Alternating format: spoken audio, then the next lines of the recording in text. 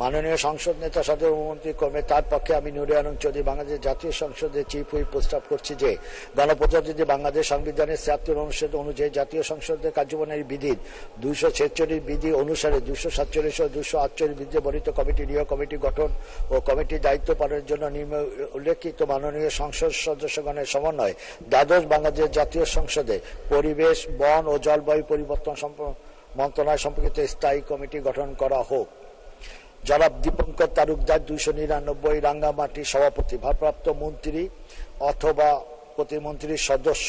জনাব আ স ম ফিরোজ ১১২ পটুয়াখালী ২ সদস্য, জনাব মোহাম্মদ শাহাবুদ্দিন ২৩৫ মৌলভীবাজার ১ সদস্য, জনাব মোহাম্মদ আব্দুল ওদুদ ৪৫ চাঁপাইনবাবগঞ্জ ৩ সদস্য, জনাব তানভীর শাকির জয় ৬২ সিরাজগঞ্জ ১ সদস্য, জনাব গারিবুর রহমান শরীফ ৭১ পাবনা ৪ সদস্য, জনাব এস এম আতাউর হক ১০৮ সাতক্ষীরা ৪ সদস্য, জনাব মোহাম্মদ সানোয়ার হোসেন সানু ১৪৩ শেরপুর ১ সদস্য। ধন্যবাদ।